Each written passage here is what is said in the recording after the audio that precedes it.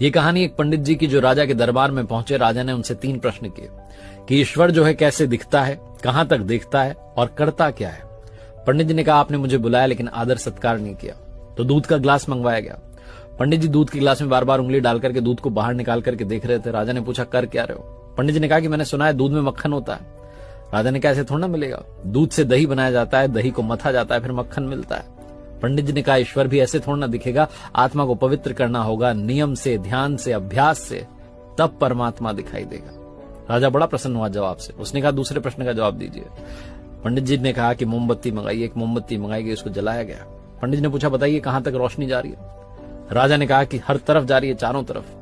पंडित जी ने कहा बस यही, परमात्मा भी चारों तरफ देखता है, हमारे हर कर्म का हिसाब उसके पास है।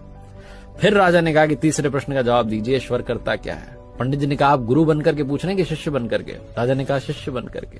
तो पंडित जी ने कहा